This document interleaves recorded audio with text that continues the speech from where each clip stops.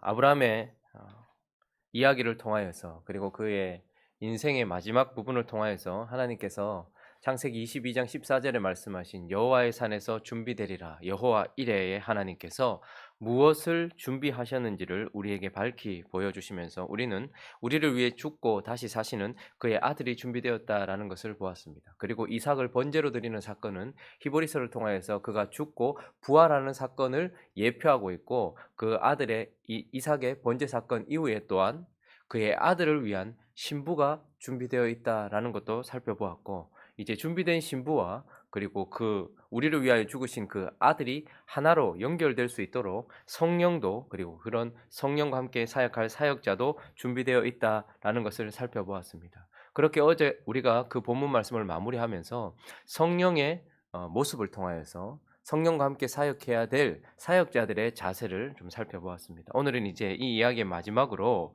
구별된 그의 신부의 자세가 어떠해야 되는가? 그의 신부의 모습은 어떠해야 하는가? 신부의 마땅한 자세가 태도가 무엇인지를 우리에게 말씀해 주고 있는데요. 한 5가지 정도 살펴보려고 합니다. 그 첫 번째는 그 신부는 그 아들의 합당한 신부는 스스로 선택해야 한다라는 것을 우리에게 말씀하고 있습니다. 자, 50절 말씀 한번 읽어 볼까요? 50절 시작.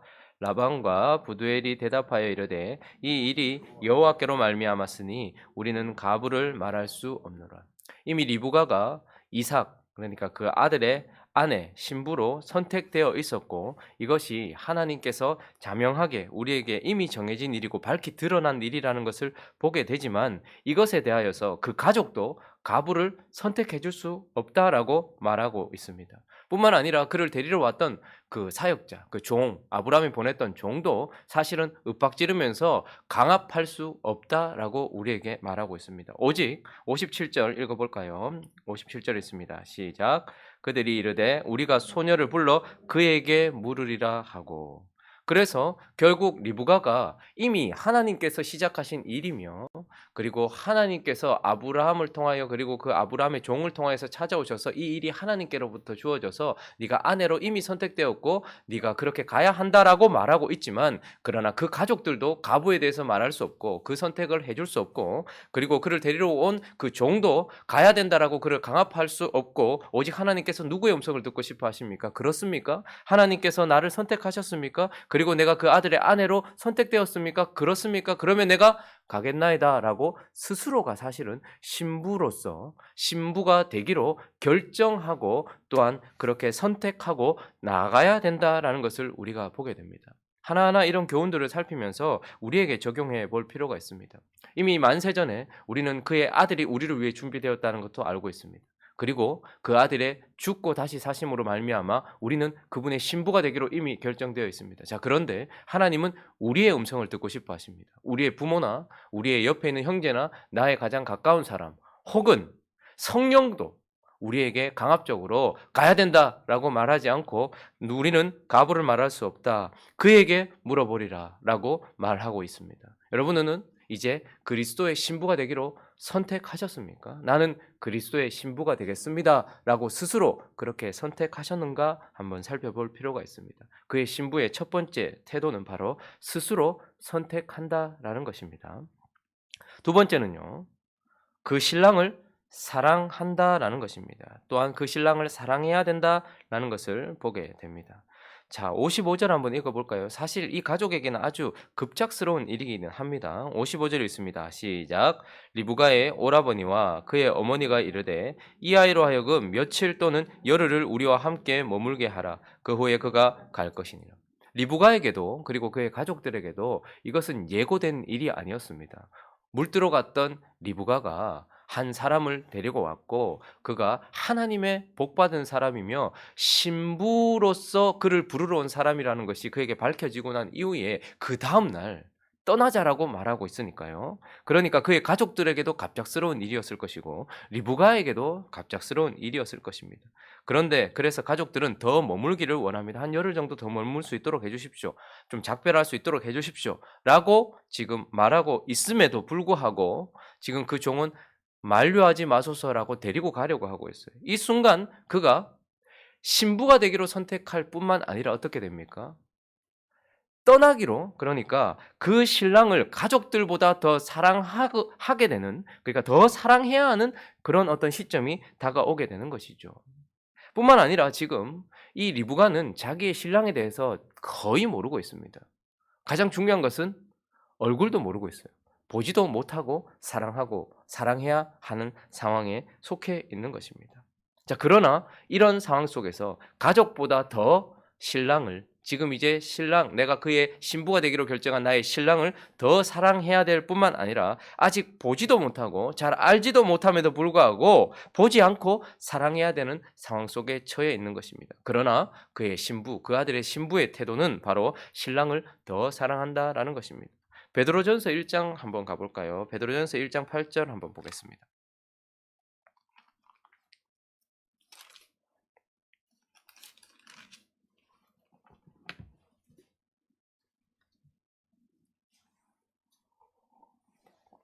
읽어볼까요? 시작. 예수를 너희가 보지 못하였으나 사랑하는도다. 이제도 보지 못하나 믿고 말할 수 없는 영광스러운 즐거움으로 기뻐하니. 베드로 사도가 이렇게 말하고 있습니다. 너희가 예수를 보지 못했다. 그러나 사랑하는도다. 지금도 보지 못한다. 그러나 믿고 말할 수 없는 영광스러운 즐거움으로 기뻐한다. 이렇게 말하고 있는 것이죠. 그 신부의 자세, 태도 가운데 하나는 내가 지금까지 나와 함께 했던 사랑하는 그 누구보다 더 신랑을 사랑해야 되고, 그 신랑을 사랑함에 있어서 아직 보지도 못하였고 아직 아무것도 알지 못하는 상황 속에서도 그를 더 사랑하는 태도가 지금 리브가에서 보여지고 있다라는 것을 보게 됩니다. 우리가 그분의 신부가 되기로 선택하셨습니까? 자, 그러면 나는 그 무엇보다 더 사랑하십니까? 가족들과의 이별보다 더 우선하여서 그 부르심, 그리고 그 신랑을 향하여 더 사랑하고 있습니까? 혹은 내가 지금 보지도 못하였고 아직 잡히지도 않았음에도 불구하고 보지 못하면서도 사랑하고 있는가? 우리가 우리 자신을 한번 살펴볼 필요가 있는 것입니다. 세 번째, 그 신부, 그 아들에게 합당한 신부의 태도는 바로 실제로 떠나야 되고요, 실제로 신랑에게 가야 된다라는 것입니다. 마음속의 다짐 혹은 마음속의 사랑, 이것만 가지고 있는 것이 아니라 실제로 떠나고 그리고 실제로 가야 한다라고 말하고 있는 것입니다. 자, 51절부터 53절은 그가 지금 이제 무엇을 하였는지를 드러내주고 있는데요. 51절 53절까지 읽어볼까요? 시작. 리브가가 당신 앞에 있으니 데리고 가서 여호와의 명령대로 그를 당신의 주인의 아들의 아내가 되게 하라. 아브라함의 종이 그들의 말을 듣고 땅에 엎드려 여호와께 절하고 은금 패물과 의복을 꺼내어 리브가에게 주고 그의 오라버니와 그 어머니에게도 보물을 주니라. 자, 고대 시대의 그 결혼, 그러니까 결혼을 주도하는 사람은 특히 아내 쪽에서는 뭐 오라버니나 아버지가 주도를 합니다. 자, 그래서 오늘 이 51절부터 53절까지는 그가 은금 패물을 받았다, 의복을 꺼내어 주었고 오라버니와 어머니에게도 보물을 주었다라는 것은 이제 신부의 값을 지불했다는 겁니다. 돈을 주고 산다는 것이 아니라 이게 신부를 데려오기 위한 예의인 것이죠. 그리고 결론인 것입니다. 그래서 이스라엘 백성들의 결혼 문화에는 뭐가 있습니까? 정혼이 있는 것입니다. 법적이고 내면적인 정혼이 있는 것입니다. 그리고 난 이후에 정혼을 실제로 만드는 결혼이 있는 것입니다. 자, 그래서 오늘 이 본문은 그가 정혼했다라는 것을 우리에게 보여주고 있습니다. 그러나 정혼에서 끝날 것이 아니고 결혼까지 가야 되는 것이죠. 그러기 위해서 그녀는 어떻게 해야 되는 것입니까? 실제로 본토 친척 아비집을 떠나야 되는 거예요. 하란을 떠나야 되는 것입니다. 그렇게 하란만 떠나는 것이 아니라 어떻게 해요? 그들의 가족도 떠나야 하는 것입니다. 실제로 떠나야 하는 거예요. 자, 그러나 떠나는 것만이 목적이 아니죠. 떠나서 어디로 가야 됩니까? 신랑이 있는 약속의 땅으로 가야 되는 거예요. 하란을 떠나 약속의 땅으로 가야 되는 거예요. 뿐만 아니라 약속의 땅에 왔다고 끝나는 것도 아니에요. 가족을 떠나 실제로 약속의 땅에 있는 누구에게까지, 이삭에게 이르기까지 실제로 떠나고 실제로 가야 되는 것, 이것이 바로 신부의 태도인 것입니다. 그러면 우리는 실제로 떠났습니까? 신부가 되기로 선택하고 그 무엇보다도 신랑을 사랑하기로 그렇게 다짐하고 실제로 정혼한, 약속한 그 약속을 이루기 위하여서 나의 하란을 떠나고 나의 친척 본토 아비를 떠나고 그리고 실제로 약속의 땅에 들어와 그 예수 그리스도 앞에 섰냐, 이 말인 것이죠. 우리의 신랑이 그러했던 것처럼 우리도 같은 모습이어야 됩니다. 가만히 생각해 보십시오. 우리의 신랑이 우리에게 신랑이 되기 위하여서 무엇을 하셨습니까? 그는 그의 본토라고 말할 수 있는 하늘을 떠나신 분입니다. 보좌를 떠나신 분입니다. 뿐만 아니라 물론 성부, 성자, 성령은 한 번도 끊어진 적이 없었지만 우리가 아는 것처럼 예수 그리스도는 육을 입고 하늘을 떠나셨을 뿐만 아니라 성부와 성령을 떠나 어떻게 해요? 십자가에서 나를 왜 버리셨습니까? 라고 할 정도로 끊어지기까지 실제로 그분도 그곳을 떠나셨던 분입니다. 그러나 떠나기만 하셨습니까? 죄가 가득한 우리가 있는 이곳으로 예수는 오신 분이고 이곳으로만 오셨습니까? 저와 여러분들의 삶으로 찾아오신 분 아닙니까? 그러니 우리의 신랑이 그러하셨던 것처럼 그의 신부된 자도 동일한 마음과 동일한 태도가 있어야 되는 것이죠. 나의 안전이 되는 하란, 그리고 나의 전부가 되는 가족을 떠나 그분이 말씀하신 약속의 땅 성령 안으로 들어갈 뿐만 아니라 예수 그리스도께로 실제로 가야 되는 것, 이것이 바로 그의 신부된 모습의 실제된 자세다, 이렇게 말씀하고 있는 것입니다. 또 한 두 가지 더 살펴볼까요? 또한 그의 아내의 모습, 그의 신부의 모습 속에 나타나고 있는 것은 무엇이냐면 그가 가는 동안 성령과 동행하고 그리고 나중에는 신랑의 인도를 받는다라는 것이죠. 자, 61절 한번 읽어볼까요? 61절 읽습니다. 시작. 여자 종들과 함께 낙타를 타고 그 사람을 따라가니 그 종이 리브가를 데리고 가니라. 같이 가고 있는 자들이 많이 있어요. 그러나 61절은 우리에게 리브가, 그 아들의 신부가 누가 데리고 가느냐를 우리에게 명확하게 보여주고 있는데 그 종이, 사실 이 종의 모습을 통해서 우리는 누구를 보게 됩니까? 성령 하나님을 보게 되죠. 그러니까 신랑을 향해 약속의 땅을 향해, 그리고 약속의 땅에 계신 신랑을 향해 가는 그 길에 반드시 필요한 것은 무엇이냐면 그 종이 리브가를 데리고 가는 거예요. 그와 함께 동행하는 거예요. 그러니까 성령과 함께 한 걸음 한 걸음 걸어가는 것이 신부의 태도다라는 것을 우리는 잊어서는 안 됩니다. 뿐만 아니라 그 성령께서 그 종이 그 아들 그에게로 데리고 갔을 때 67절도 읽어볼까요? 67절 시작. 이삭이 리브가를 인도하여, 자 여기까지. 이제 무엇이 또 드러나고 있습니까? 그의 아들이 그 신부를 어떻게 하고 있는 거예요? 인도하고 있다라는 것을 보게 되는 것입니다. 그러므로 이 신부에게 있어서 또 중요한 것이 무엇입니까? 신부는 바로 그 길을 그 종, 그러니까 아버지께서 보내셨고 아들을 위하여 오신, 자기 이름을 드러내지 않는 그 성령과 함께 계속해서 가는 것이 정말로 중요한 것입니다. 우리가 만약에 그분의 신부라면 우리를 보내신 하나님 아버지께서 보내신 성령, 그리고 그 아들을 위하여 우리에게 이름도 없이 오신 그 거룩한 영과 함께 가야 되는 것이 중요하고요. 그리고 그 영과 함께 있으면서 누구의 인도를 받아야 되는 거예요? 이제 신랑의 인도를 받아야 되는 거예요. 지금까지는 라반의 인도를 받았습니다. 그 아비야, 그 어미의 인도를 받았습니다. 하란의 법을 따랐습니다. 그러나 이제 그 리브가를 인도하는 것은 이삭이다, 이렇게 말하고 있습니다. 그러므로 우리가 오늘도 그분의 말씀을 이렇게 들고 있는 거예요. 그분의 성령이 우리와 함께 계시고, 그리고 그 성령께서 우리를 그분에게 인도하실 뿐만 아니라 그분이 우리를 계속해서 지금도 인도하고 계시는 것입니다. 그러므로 성령과 함께 동행하고 예수께 인도를 받아야 한다. 이것이 바로 그의 신부된 자의 자세요 특징이다라는 것입니다. 마지막으로 다섯 번째, 그것은 바로 실제로, 이것도 실제 중요한 것입니다. 살아있는 인격적 관계여야 한다라는 것입니다. 67절 다시 한번 읽어보겠습니다. 67절 시작. 사라의 장막으로 드리고 그를 맞이하여 아내로 삼고 사랑하였으니 이삭이 그의 어머니를 장례한 후에 위로를 얻었더라. 자, 우리는 찾아오신 하나님, 그리고 그의 종, 또 성령, 이런 것들을 통해서 아버지의 뜻을 알게 되고 그분의 신부로 택함 받았다라는 것을 알게 되어 스스로 선택을 할 수 있습니다.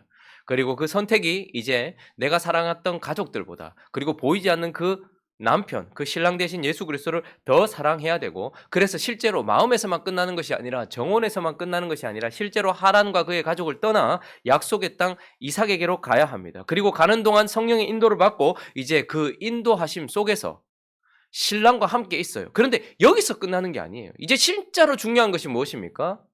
사라의 장막으로 드리고 그를 맞이했다, 이렇게 말합니다. 둘이 연합이 이루어졌다는 거예요. 그 장막 속에서 연합이 이루어졌고, 그리고 아내로 삼아서 뭐 했다는 거예요? 그 아들 이삭이 누구를 리브가를 뭐 했다는 거예요? 사랑했다라는 거예요. 그러니까 이런 인격적 연합과 실제적인 연합이 실제로 우리의 삶 속에 있어야 되는 거예요. 리브가는 그냥 먼 길 와가지고 한 800km 되는 게 그냥 믿음으로 먼 길 와가지고 그냥 이제 그의 인도를 받기만 했던 것이 아니라 둘이 하나가 되어서 그 리브가 속에는 뭐가 있는 것입니까? 그의 신랑의 사랑이 살아서 역사하고 있는 것입니다. 그러니까 그 사랑이 내 마음속에 내 삶에 넘쳐나야 되는 거예요. 그런데 그 신랑의 사랑이 그 아내에게만 있는 것이 아니라 그 아내로 말미암아서 이삭이 뭐라고 말하고 있습니까? 그의 어머니의 장례 후에 뭐를 받았대요? 위로를 받았다. 그 아내는 실제로 신랑으로부터 사랑을 받고 있고 그 신랑은 실제로 아내로 말미암아 뭘 받고 있어요? 위로. 특별히 장례한 후의 위로. 그 죽음에 대한 보상, 어떤 이런 것들. 그러면 우리가 그리스도의 신부가 되었다라고 한다면 우리는 실제로 그의 맞이함을 맞이하고 그리고 그의 사랑을 받고 있어야 되는 것입니다. 그분이 우리를 사랑하고 있다는 것이 오늘도 이 순간에 실제로 우리 삶 속에서 역사하고 있어야 되는 거예요. 그분의 말씀을 통해서든 그분의 성령을 통해서든 그분이 우리 삶에 뭔가를 채워주시는 그 무엇을 통해서든 어쨌든 감정적이든 실제적이든 우리는 그분의 사랑을 가지고 있어야 돼요. 뿐만 아니라 우리의 삶은 죽음에 대한 위로, 그분이 다시 죽고 사신 그 죽음에 대한 위로가 되는 그런 삶으로서 그분께 무엇인가 영향을 미치고 있어야 된다는 것입니다. 그분의 십자가와 그분의 부활이 아무런 효과도 없고 이건 뭐 어떠한 보상도 없는 것 같은 그런 삶이 아니라 우리가 그분이 죽고 다시 사신 것으로 말미암아 죄에 대하여 죽고 세상에 대하여 죽고 나 자신에 대하여 죽고 죽은 것으로만 끝나는 것이 아니라 그분이 보내신 성령과 그분이 인도하시는 말씀을 따라서 그분을 닮아가고 아버지를 닮아가고 그분을 사랑하는 이런 모습을 통하여서 죽음에 대한 위로가 되는 삶, 그래서 우리로 말미암아 그분이 영광받는 삶이 실제로 우리 속에서 일어나야 된다라는 것입니다. 이것이 바로 신부의 삶 속에 나타나는 특징인 것이죠. 정리를 한번 해볼까요? 우리는 어제 말씀을 통하여서 신랑에게로 데리고 갈, 신부를 데리고 갈 어떤 사역자의 자세도 살펴보았어요. 그러나 하나님께서 더 중요하게 보고 계시는 것은 이 긴 24장 67절까지의 말씀 속에서 결론적으로는 신부가 어떠한지를 이미 하나님께서 선택해 놓으셨지만 그의 신부로 택정받은 사람의 자세와 태도와 마음과 믿음이 어떠해야 되는지를 우리에게 명확하게 보여주고 싶으신 것입니다. 어떠해야 합니까? 하나님이 선택하신 것이 확실하지만 그 누구도 그 선택에 대하여서 말할 수 없고 스스로가 그것에 대하여 내가 그분의 신부가 되겠습니다. 그분의 제자가 되겠습니다. 라는 스스로의 다짐과 선택이 반드시 있어야 된다는 것이고 그 선택이 이제 우리를 다른 그 어떤 것보다 보이지 않지만 보지 못했지만 그 신랑을 더 사랑하는 태도가 나타나야 되고 그러므로 그 사랑이 나를 떠나게 하고 왜요? 우리의 신랑도 그러하셨으니까요. 하늘을 떠나시고 성부와 성령을 떠나셔서 죄 많은 이 땅 그리고 더러운 내 속에 내 삶 속에 찾아오셨던 것처럼 우리도 우리의 하나님을 떠나고 내 사랑하는 것을 떠나 실제 약속하신 그분에게로 가야 한다라는 것이고 가는 동안 그 성령과 함께 동행하고 그분의 인도함을 받아야 하며 그것에서만 그치는 것이 아니라 실제로 인격적인 삶과 연합적인 그런 실제적인 연합이 우리 속에서 일어나서 우리는 그분의 사랑으로 가득 차 있고 그분은 우리로 말미암아 위로를 받고 기쁨이 넘치고 영광을 받는 그런 삶이어야 한다라는 것을 우리에게 말씀하고 있습니다. 오늘 이 아침에 우리 기도하시면서 나는 누구인가? 나는 누가 되기로 선택했는가? 여러분 어떤 인생에게 가장 심오한 질문은 너는 무엇이 되겠는가라는 것입니다. 과학자가 되겠다. 대통령이 되겠다. 선생이 되겠다. 나이가 조금씩 들면서 그렇게 실제적인 그래서 나는 뭐 장사를 하겠다. 그냥 나는 평범한 주부가 되겠다. 나는 한 교회 목사가 되겠다. 이러한 수많은 선택들이 있죠. 그러나 하나님께서 우리에게 오늘 이 아침에 무엇인가 물으실 때에 너는 무엇이 되기로 선택하겠느냐? 자명한 사실은 너는 그리스도의 신부로 택정함을 받았고 성령이 그것을 우리에게 밝히 드러내실 때에 우리는 그분의 신부가 되기로 선택하는 삶이어야 한다라는 것과 그런 모든 태도들이 우리 속에서 드러나야 한다는 것입니다. 그러므로 오늘 이 아침에 한번 우리의 모습, 내가 정말로 그분의 신부가 되기로 선택을 했다면 그의 신부에 합당한 모습으로 드러나고 있는가? 우리 자신을 살펴보기를 원합니다. 내일 이제 아브라함이 죽습니다. 175세의 삶을 살고 죽습니다. 실제적으로 아브라함의 레파토리, 그러니까 이야기는 여기서 그쳐집니다. 참 감사하지요. 본토 친척 아비 집을 믿음으로 떠나 나그네라는 나그네의 모습을 보여주었던 그의 삶이 이제 믿음으로 약속의 땅, 그 예정된 그 아들에게 온 신부의 이야기로 끝이 나고 있습니다. 믿음으로 말미암아 나그네가 되었던 이야기에서 믿음으로 말미암아 신부가 되는 이야기. 이 감동스러운 이야기가 아브라함의 이야기일 뿐만 아니라 저와 여러분의 이야기인 줄로 믿습니다. 오늘 이 아침에 아브라함을 통해서 우리 각자에게 필요한 말씀을 주시고 또 그거 붙들고 기도하고 또 하나님께 감사하고 나는 그분의 신부다라는 정체성을 가지고 다시 한번 삶을 살아가기를 다짐하는 저와 여러분 되시기를 예수 그리스도 이름으로 축원합니다. 주신 말씀을 가지고 또 각자의 기도 제목들을 가지고 또 우리의 모습을 살펴보면서 함께 기도하며 나가도록 하겠습니다. 기도하겠습니다.